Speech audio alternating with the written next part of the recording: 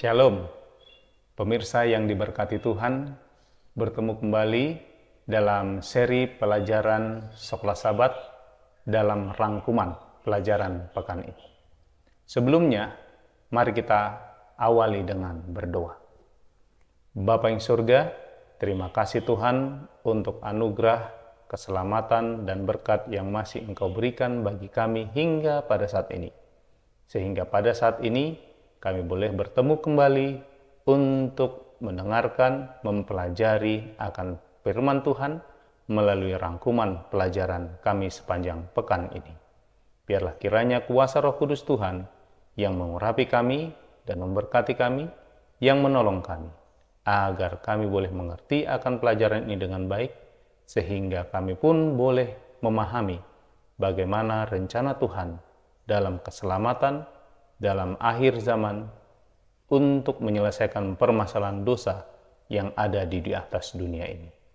Ampunlah kami Tuhan dari segala dosa kesalahan kami persembahkan doa permohonan kami ini hanya melalui anak-Mu Yesus Kristus yang menjadi Tuhan dan Juru Selamat kami. Amin. Saudara-saudaraku yang kekasih, pada saat ini kita sudah memasuki pada pelajaran yang ke-11.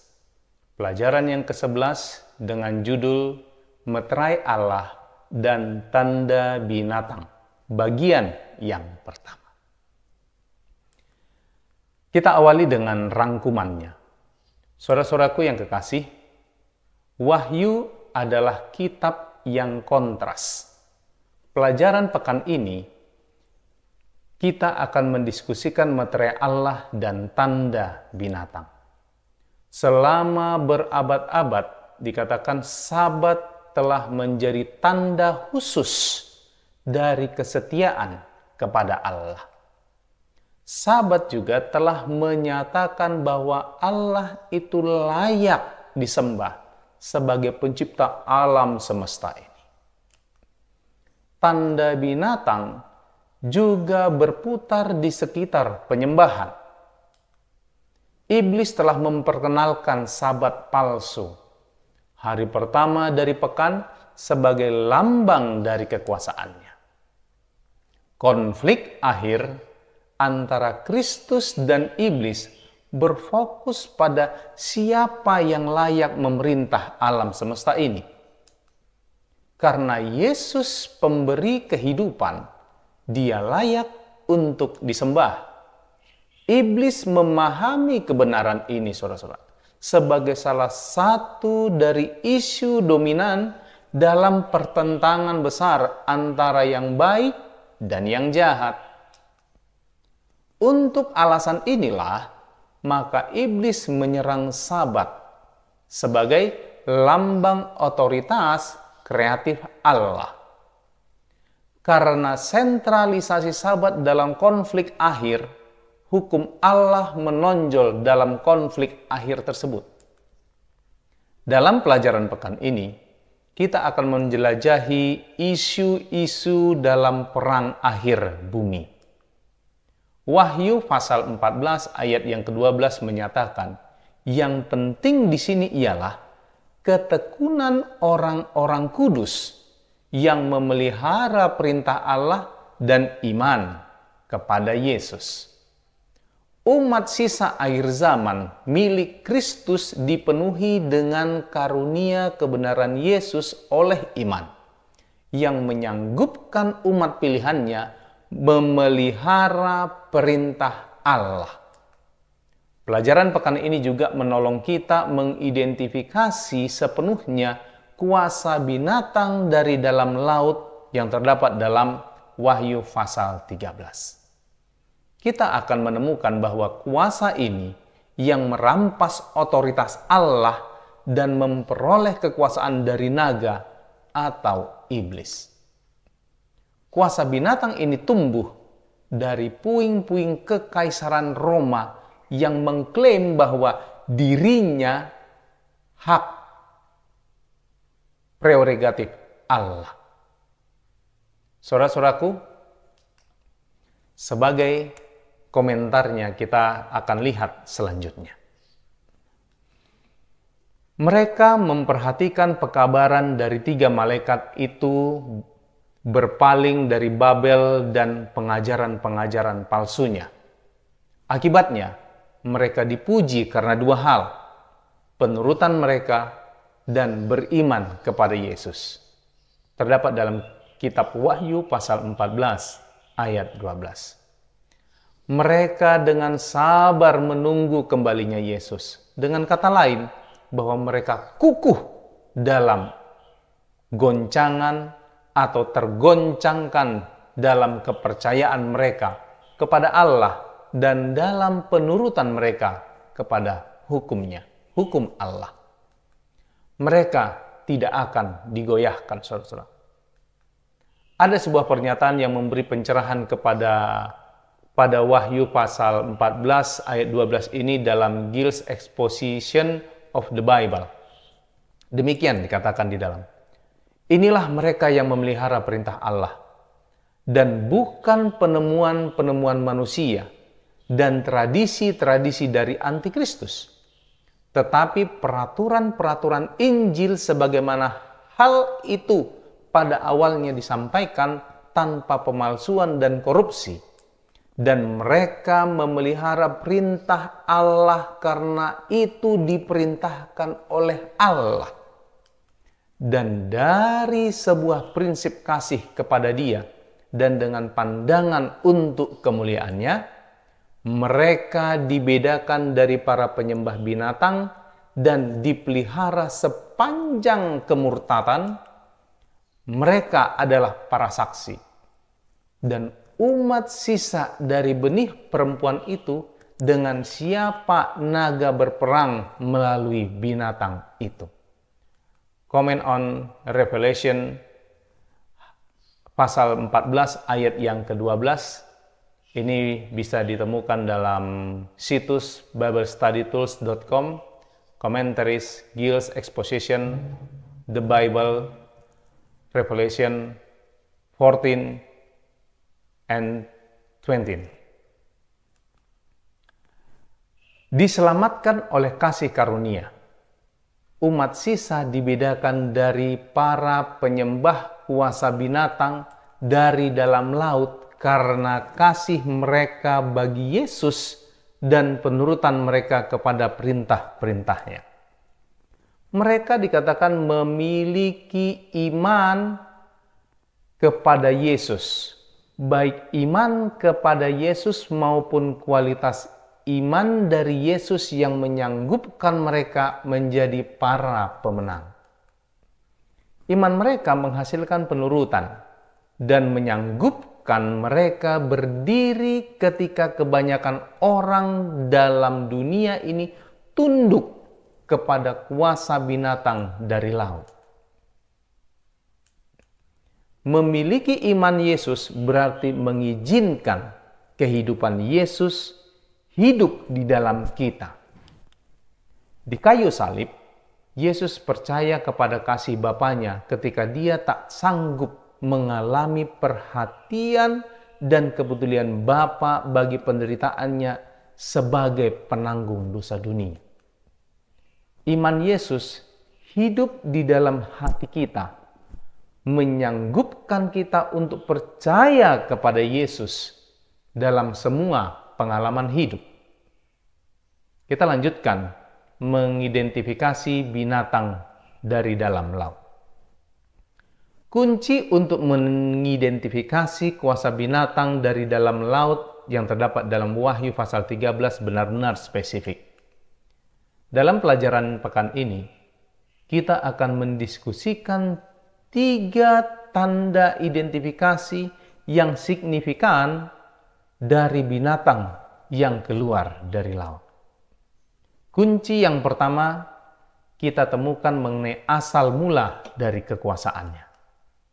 Dikatakan, dan naga itu memberikan kepadanya kekuatannya dan tahtanya dan kekuasaannya yang besar, yang terdapat dalam kitab Wahyu pasal 13 ayat yang kedua.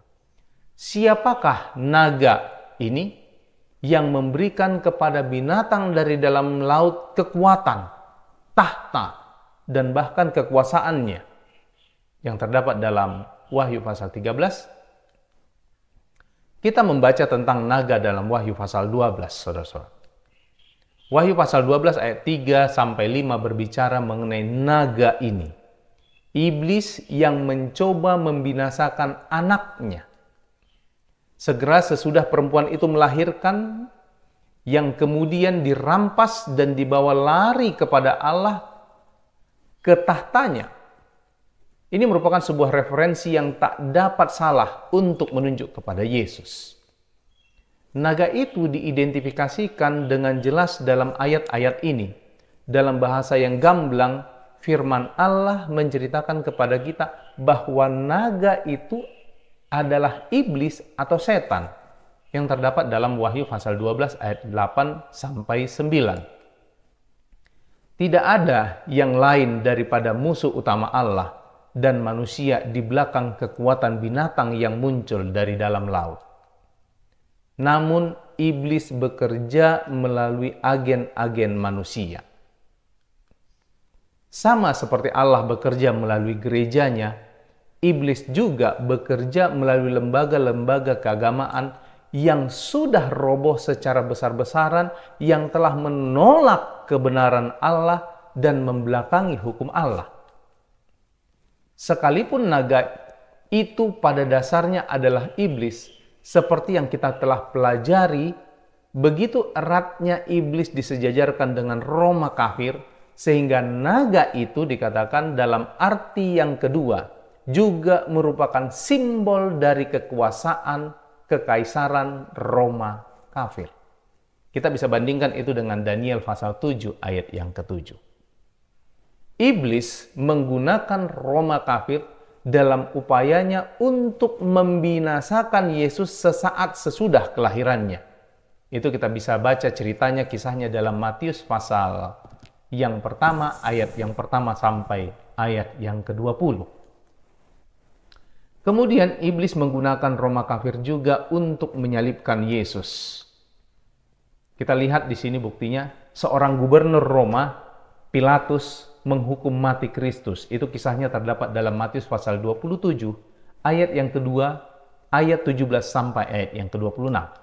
Yang berikutnya adalah seorang pelaksana hukum Roma memaku Yesus pada kayu salib yang kejam. Itu kita bisa lihat kisahnya dalam Matius pasal 27, ayat yang 27 dan ayat yang ke-35. Lalu dikatakan juga sebagai buktinya seorang serdadu Roma menembus jantungnya dengan tombak. Ini kita bisa lihat kisahnya dalam Yohanes pasal 19 ayat yang ke-34. Sebuah meterai Roma dibubuhkan pada kubur Yesus. Itu kita bisa lihat kisahnya dalam Matius pasal 27 ayat 66. Satu regu prajurit Roma menjaga kubur Yesus setelah Yesus dikuburkan. Itu kita bisa lihat dalam kitab Matius pasal 27 ayat 62 sampai 65. Dan selanjutnya masih ada lagi naga itu melalui Roma kafir memberikan kepada binatang dari laut kursi atau tahtanya. Penganugerahan ini dikatakan terjadi ketika Kaisar Roma Konstantin memutuskan untuk memindahkan ibu kota dari Roma ke apa yang disebut selanjutnya adalah Konstantinopel di zaman modern Turki. Meninggalkan kekuasaan kosong pada tahta Allah atau kursi pada Kaisar kota kerajaan Roma. Dengan pensiun ke timur, ia, yaitu Konstantin, meninggalkan ladang yang bersih bagi para uskup Roma. Kepausan hanyalah hantu dari kekaisaran Roma yang telah mati, duduk dimahkotai di atas kuburannya. Ini pernyataan dari Arthur P. Stanley dalam bukunya yang berjudul Lecture on History of the Eastern Church, ya, halaman 305. Dengan demikian, kekuatan binatang yang muncul dari dalam laut yang terdapat dalam Wahyu pasal 13 adalah sistem agama kepausan.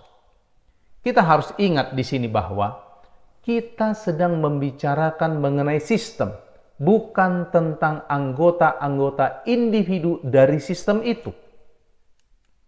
Kekuasaan binatang dari dalam laut bukanlah pribadi. Itu adalah organisasi keagamaan palsu. Kunci kedua yang Wahyu pasal 13 berikan kepada kita mengenai identitas binatang dari dalam laut secara erat sejajar dengan kunci yang pertama. Kekuatan yang muncul dari Roma adalah kekuatan yang memerintahkan peribadatan. Itu adalah sebuah kekuatan keagamaan. Kalau kita lihat dalam Wahyu pasal 13 ayat 3 dan 4 menyatakan bahwa seluruh dunia heran lalu mengikut binatang itu. Mereka menyembah naga itu. Organisasi yang digambarkan di sini juga adalah kekuatan agama yang bertumbuh ke dalam sistem penyembahan universal. Pengamatan ini menuntun kita kepada kunci yang ketiga yang Wahyu pasal 13 berikan dalam mengidentifikasi binatang dari laut, yaitu apa? Hujat. Wahyu pasal 13 ayat 5 dan 6. Menurut kitab suci, apa itu hujat? Ada dua peristiwa ketika Tuhan Yesus secara tidak adil dituduh menghujat. Dengan memberikan kepada kita dua contoh dari kitab suci apa artinya hujat. Yang pertama, jikalau seseorang pura-pura menjadi atau mengklaim menjadi Allah, atau mengklaim hak istimewa atau hak prerogatif Allah. Yang kedua, jikalau seseorang mengklaim kuasa untuk mengampuni dosa. Dalam kasus Yesus, tuduhan itu tidak adil sebab dia memang benar. Dia adalah Allah dan memiliki segala kuasa dan hak prerogatif Allah, termasuk hak untuk mengampuni dosa-dosa kita. Kita bisa lihat itu dalam Yohanes pasal 10 ayat 33 dan lalu selanjutnya Lukas pasal 5 ayat yang ke-21. Saudara-saudaraku, Gereja Roma memiliki dua doktrin yang berbeda yang kitab suci sebut sebagai hujat. Yang pertama, mengklaim memiliki kuasa untuk mengampuni dosa. Yang kedua, mendelegasikan kepada paus urusan Allah di bumi. Yesus adalah imam sejati kita, dan hanya Dia yang dapat mengampuni dosa-dosa kita, saudara. Adalah benar bahwa kita tidak cukup benar untuk muncul di hadapan Allah. Kita membutuhkan seorang pengantara. Kabar baik yang luar biasa adalah kita mempunyai seorang pengantara. Siapa itu? Yaitu Yesus Kristus. Kitab suci mengajarkan bahwa hanya ada satu pengantara antara Allah dan manusia. Kita bisa lihat itu di dalam kitab 2 Timotius pasal 2 ayat yang kelima. bagaimana caranya gereja Roma menggenapi definisi kitab suci yang kedua mengenai hujat. Marilah kita melihat pada pernyataan yang jelas dari sumber Katolik yang berotoritas pada status dari Paus. Dikatakan Paus itu begitu mulia dan ditinggikan sehingga ia bukanlah manusia biasa, akan tetapi seperti Allah dan wakil dari Allah. Oleh karena itu, Paus dimahkotai dengan 3 mahkota sebagai Raja Surga dan Bumi, serta daerah-daerah yang lebih rendah. Paus itu seakan-akan Allah di bumi, kepala raja segala raja, kepada siapa telah dipercayakan oleh Allah yang Maha Kuasa petunjuk-petunjuk dari kerajaan surga. Ini dinyatakan oleh Lucius Ferraris, Papa, artikel 2 dalam His Prompta Bibliotheca. Selanjutnya kita melihat kitab Wahyu meninggikan Yesus, mengidentifikasi umat Allah akhir zaman. Dia menyingkapkan ciri-ciri identifikasi dari binatang sehingga kita dapat dipersiapkan bagi datangnya konflik. Saudara-saudaraku yang kekasih, sebagai penerapan dari pelajaran kita pekan ini akan dijelaskan kepada kita. Terkadang hal itu mungkin muncul kepada beberapa orang seolah-olah penghukuman Allah pada organisasi keagamaan yang telah melakukan banyak kebajikan di dunia dengan sekolah-sekolahnya, rumah sakitnya, serta pelayan kemanusiaannya tampaknya sedikit kejam dan tidak adil. Pertanyaan terakhirnya bukanlah apakah organisasi keagamaan telah melakukan suatu kebaikan? Pertanyaan terakhir adalah apakah organisasi ini setia kepada Yesus dan ajaran-ajaran Alkitabnya? Apa di belakang pengaruh dunianya? Dan apakah ia menuntun dunia ke dalam persatuan gereja negara yang nubuatan ramalkan? Kitab Wahyu menunjukkan bahwa di bawah naungan Roma, kebebasan beragama kita akan dibatasi. Sebuah boikot ekonomi akan diberlakukan. Dan pada akhirnya, umat Allah akan mengalami penindasan, pemenjaraan, dan bahkan kematian. Berikut adalah beberapa pertanyaan yang perlu kita renungkan. Pertama, waspadalah terhadap apa yang terjadi dalam dunia. Nubuatan Wahyu meramalkan bahwa persatuan politik agama akan bangkit. Yesus menginstruksikan murid-muridnya sesaat sebelum dia pergi ke kayu salib, supaya karena itu berjaga-jagalah, sebab kamu tidak tahu saat mana Tuhanmu datang. Itu terdapat dalam kitab Matius pasal 24 ayat 42. Apakah yang Yesus maksudkan ketika dia berkata kepada kita supaya berjaga-jaga? Dalam istilah praktis, bagaimanakah kita melakukan hal tersebut? Pertanyaan yang kedua, saudara. Waktu untuk bersiap bagi krisis akhir bumi adalah sekarang. Krisis umumnya tidak mengembangkan karakter. Krisis itu menyingkapkan karakter. Sekaranglah saatnya untuk hendaklah kamu kuat di dalam Tuhan, di dalam kekuatan kuasanya. Kita baca itu dalam kitab Efesus pasal 6 ayat yang 10. Pikirkanlah tentang krisis yang kita alami akhir-akhir ini, saudara-saudaraku. Apakah yang hal itu singkapkan kepada kita mengenai diri kita? Bidang-bidang apa sajakah yang kita perlukan untuk menguatkan perjalanan kita dengan Allah sebagai hasil dari penyingkapan karakter itu? Bagaimanakah kita bersedia bagi kedatangan Kristus? Poin yang ketiga yang perlu kita renungkan sebagai pertanyaannya untuk pekan ini.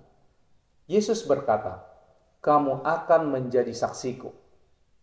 Kisah 1 ayat 8. Jikalau pernah ada waktu untuk menjadi aktif dalam membagikan kasih Allah, firman-Nya, dan pekabaran akhir zamannya kepada mereka di sekitar kita, itu adalah sekarang. Apakah ciri-ciri di mana kita dapat membagikan pekabaran akhir zamannya dengan mereka yang ada di sekitar kita dalam pekan yang mendatang? Sampai disinilah rangkuman dari pelajaran kita pada pekan ini, saudara-saudaraku. Kiranya Tuhan memberkati kita. Mari kita bersatu di dalam doa. Bapa kami yang di surga, terima kasih Tuhan untuk mendengarkan firman Tuhan melalui rangkuman pelajaran Sabat ini. Biarlah Tuhan yang mengurapi hati dan pikiran kami, sehingga kami boleh memahami pelajaran ini dengan baik. Kami boleh jadikan ini sebagai pedoman bagi pertumbuhan iman kerohanian kami, sehingga kami semakin bertumbuh di dalam kerohanian untuk semakin lebih dekat kepada Tuhan. Khususnya Tuhan, di saat kami mempersiapkan diri untuk memasuki masa akhir zaman yang akan muncul banyak sekali pertentangan, akan banyak sekali godaan dan banyak sekali arahan yang membuat kami untuk semakin jauh dari Tuhan. Ya Tuhan, biarlah Engkau yang menguatkan kami dengan kuasa Roh Kudus-Mu. Biarlah Tuhan yang tetap menguatkan iman kerohanian kami melalui setiap firman dan pelajaran yang kami dengarkan dan kami pelajari. Biarlah kuasa Roh Kudus Tuhan yang memupuk iman kami untuk bertumbuh sehingga semakin besar, semakin kuat, dan semakin tangguh dalam menghadapi tantangan-tantangan akhir zaman yang semakin keras, yang semakin gencar untuk membinasakan kami.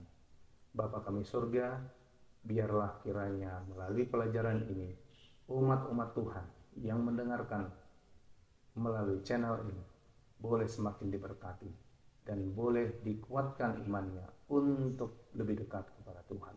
Dipersiapkan untuk menyambut kedatangan Tuhan yang sudah tidak lama lagi.